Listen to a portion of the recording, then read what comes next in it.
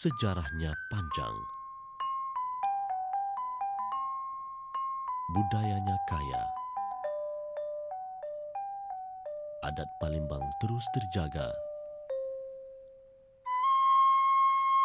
Budaya Palembang adalah cerminan kepada sejarahnya yang bermula sejak ribuan tahun silam. Sejarah dan budayanya dikayakan oleh Sriwijaya, Majapahit, Demak, Pajang dan Mataram yang berpusat di Pulau Jawa. Generasi bersilih ganti, budaya yang kaya itu terjaga, dipelihara kesinambungannya oleh generasi muda Palembang sebagai warisan berharga yang tidak dilupakan. Wajah-wajah muda ini pendokong budaya Palembang melestarikan pusaka adat yang diturunkan nenek moyang mereka sejak zaman berzaman.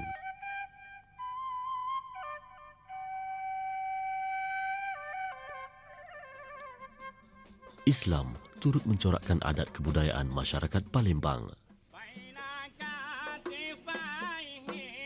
Adat perkahwinan masyarakat Palembang berwarna-warni, mengimbas zaman kegemilangan Sriwijaya dan Majapahit, mengimbau era Kesultanan Palembang Darussalam yang menyuntik nilai keislaman.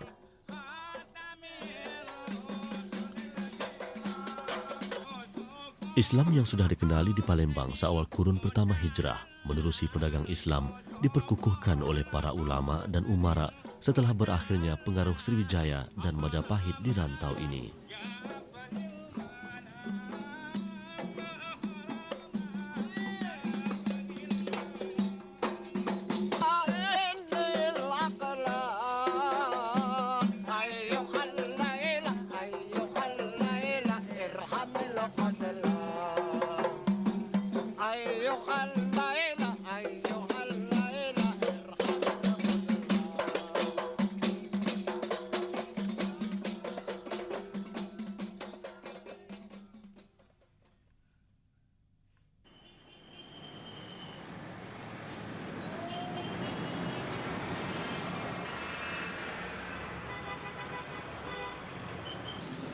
Beginilah suasana Bandar Palembang hari ini. Semasa zaman Sriwijaya, Palembang menjadi kota pelabuhan dan pusat kekuasaan maritim Sumatera Selatan. Sebelum muncul sebagai sebuah kesultanan Islam merdeka pada kurun ke-17, ia terikat dalam hubungan pertuanan dengan Majapahit, Demak, Pajang dan Mataram yang berpusat di Pulau Jawa.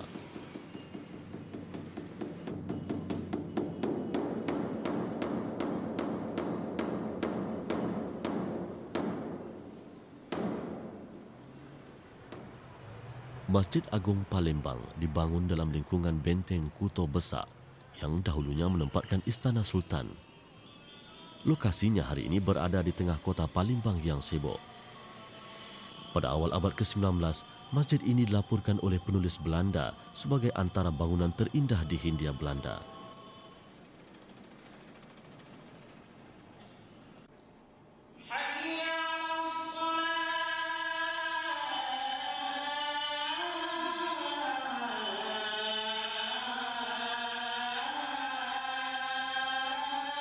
Masjid Agung Palembang dibina Sultan Palembang yang terkenal warak dan bersungguh menjulang Islam dalam pentadbirannya, Sultan Mahmud Badarudin Jayawikromo.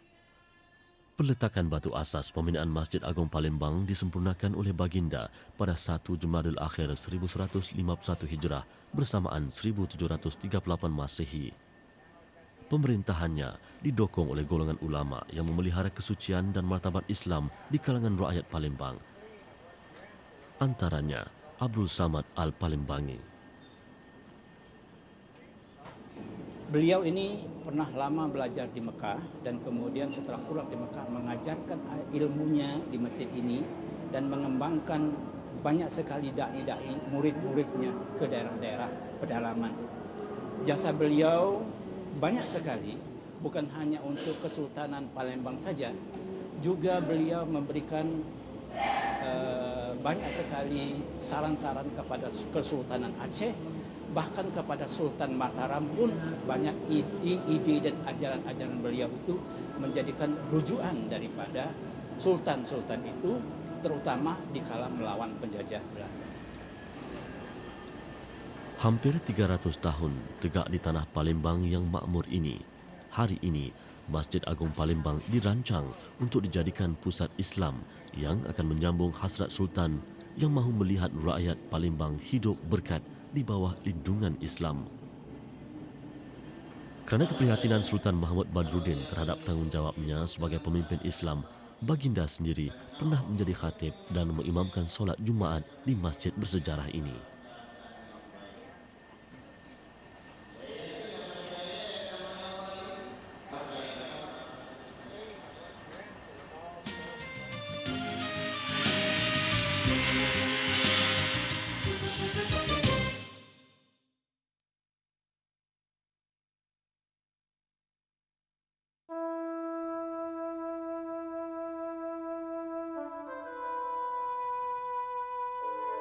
Setiap bangsa di dunia mempunyai mitos dan legenda tersendiri.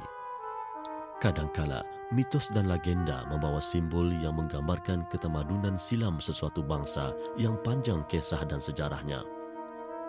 Berdasarkan mitos, di Bukit Siguntang turun 3 orang anak Raja Suran yang berketurunan Iskandar Zulkarnain.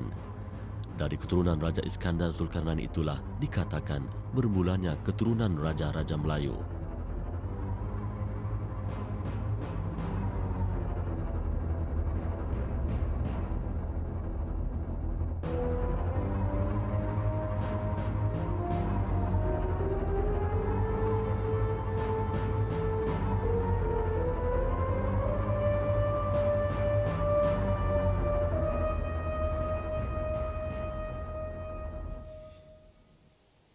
Bukit Siguntang di Kelurahan Bukit Lama, Kecamatan Ilir Barat 2, 5 km dari pusat kota Palembang, memelihara mitos itu yang disebutkan dalam sejarah Melayu.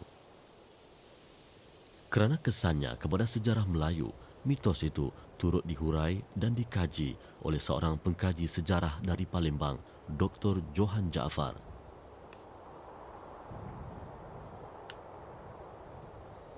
Historical fact yang ditulis oleh orang-orang Barat, terutama orang-orang Portugis, yang turun dari Bukit Siguntang adalah Pangeran Paramaswara. Pangeran Paramaswara ini adalah pangeran terakhir yang merupakan titisan darah dari Kerajaan Sriwijaya.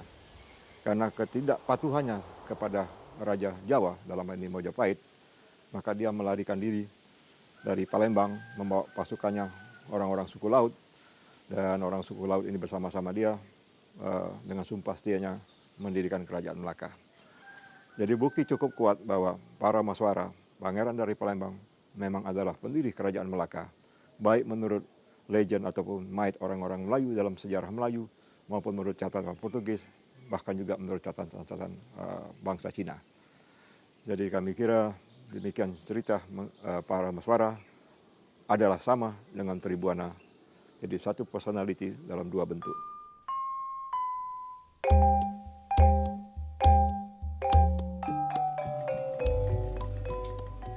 Sejarah membuktikan wilayah Palembang yang dihuni lebih 1 juta penduduk ini tidak sepi daripada perubahan. Sejak sekian lama, Sungai Musi yang dilentangi Jambatan Ampera tidak jemu-jemu menyaksikan Palembang yang penuh peristiwa mencipta sejarah.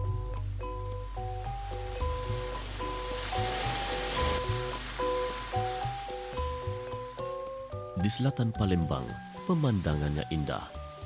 Menghadap Selat Sunda, Lampung yang terkenal dengan keindahan alam semula jadinya pernah menyaksikan bencana alam yang paling dahsyat dalam kurun ke-19. Jejak Rasul sempat singgah ke daerah ini dalam perjalanan ke lokasi seterusnya untuk meninjau kesan malapetaka 1 kurun yang lalu. Agak sukar untuk membayangkan daerah yang tenang ini pernah digegarkan bencana satu masa dulu.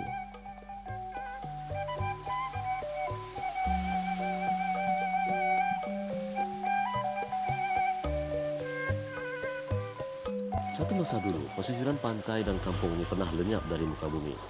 Malah beratus-ratus kampung sejauh 150 km di kedua-dua belah Kepulauan Jawa dan Kepulauan Sumatera turut musnah dalam satu tragedi alam yang tercatat sebagai antara tragedi yang terdahsyat dalam sejarah tamadun manusia.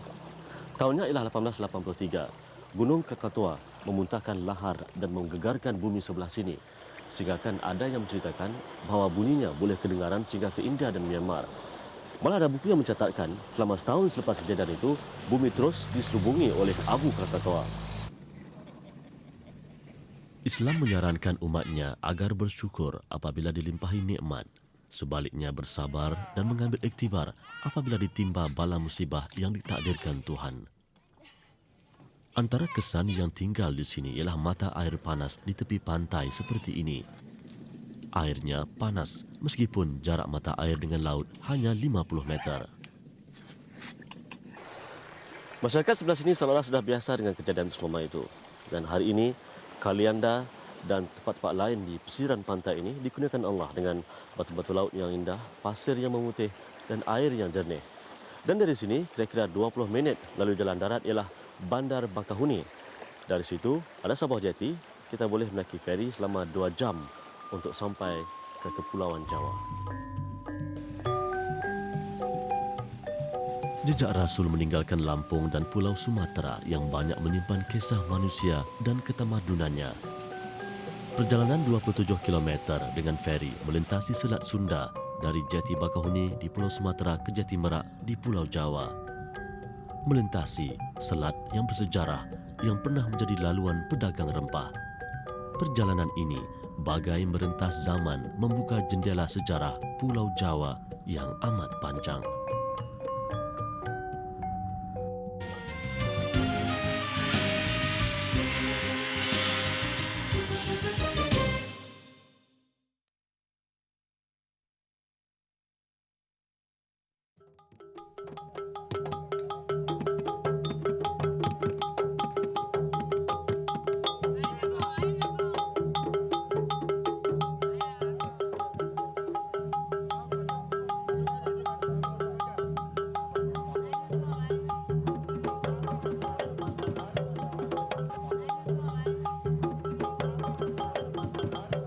Pulau Jawa dihuni majoriti Islam berketurunan Jawa, Sunda dan Madura. Dengan penduduk melebihi 115 juta orang, pulau ini menjadi penempatan paling padat di Indonesia. Monumen Nasional, Monas atau Medan Merdeka mercu tanda kota Jakarta.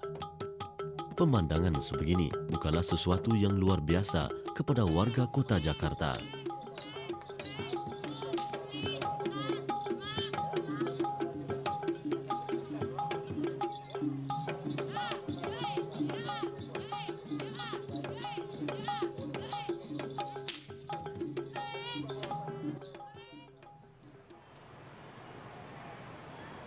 Berubah bersama zaman, nama ibu kota Indonesia yang berkeluasan 670 km persegi ini pernah disebut sebagai Sunda Kelapa, Jayakarta dan Batavia.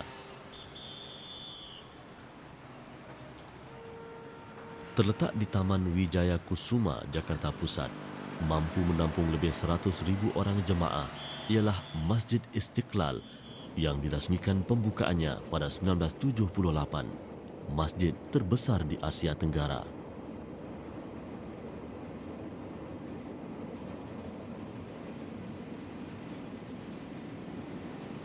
Idea pembinaannya tercetus pada 1950 dan ia hanya menjadi kenyataan 28 tahun kemudiannya. Keningan masjid ini mengingatkan kepada kejayaan kerajaan Islam Demak menghalang kehadiran Portugis yang mahu menguasai Selat Sunda. Pada tahun 1527, pasukan gabungan Demak, Cirebon dan Banten menamatkan pengaruh penjajaran yang membuat perjanjian dengan Portugis. Nama Sunda Kelapa ditukar kepada Jayakarta yang bermaksud kota yang menang dan Fatahillah diangkat menjadi adipati.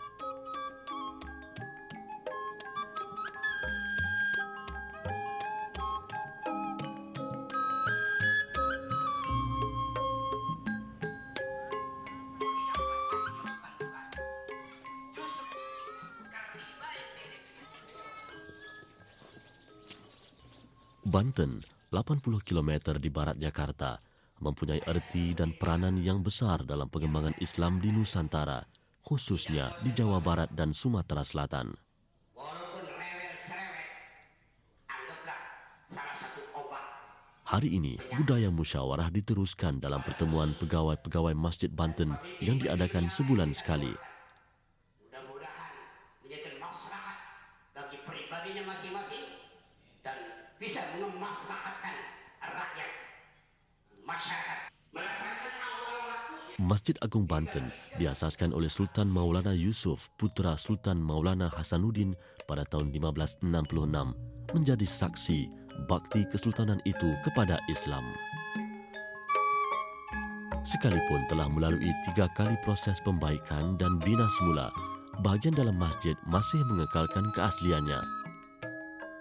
Di bawah pengaruh Kesultanan Demak sekitar tahun 1526, Syarif Hidayatullah atau lebih dikenali dengan Sunan Gunung Jati, seorang daripada Wali Songo, berhasil menguasai Banten yang ketika itu dikuasai oleh kerajaan Sunda Pajajaran yang bukan Islam.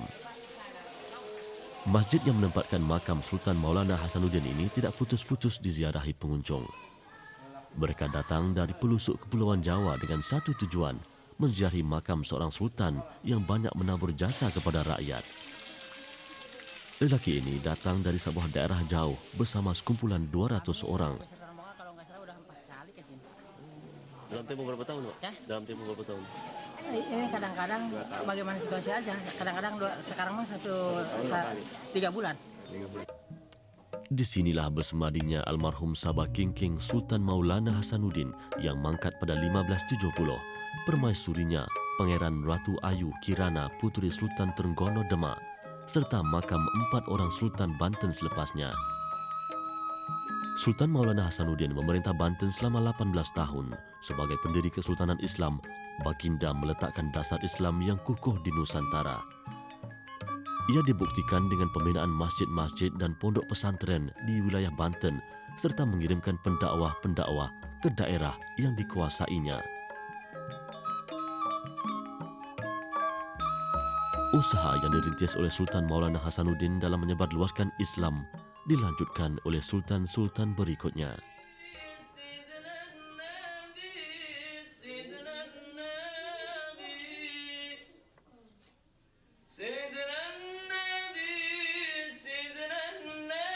Pada zamannya, pada kurun ke-17, Banten menempuh zaman gemilang dan zaman perjuangan mempertahankan kemerdekaan menentang Kompeni Belanda.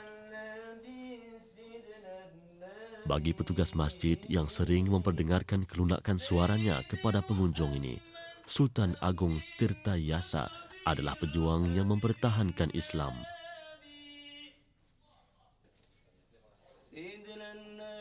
Sejarah turut membuktikan ulama menjadi tulang belakang umat apabila jatuhnya Kesultanan Islam Banten. Setelah Kesultanan Banten ditamatkan oleh Belanda, rakyat Banten dipimpin para ulama menggelorakan semangat perang sabil, berjuang menentang penjajah.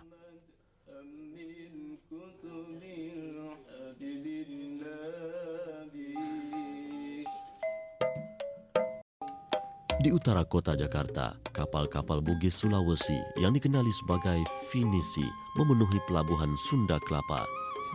Kedudukan strategik pelabuhan Sunda Kelapa di Teluk Jakarta menjadikannya stesen persinggahan pedagang rempah yang melintasi Selat Sunda. Kapal-kapal layar Bugis yang berlabuh di sini menyumbang kepada sektor perdagangan antara pulau di Indonesia. Cubaan Portugis pada kurun ke-16 untuk menguasai pelabuhan ini ditentang dengan semangat jihad yang tinggi. Bagaimanapun, menjelang kurun ke-17, pelabuhan ini telah dikuasai Belanda. Sesungguhnya, sejarah mengajak kita berpaling ke belakang melihat jejak umat terdahulu. Moga-moga dengannya, ia boleh diambil teladan buat hari ini dan masa hadapan.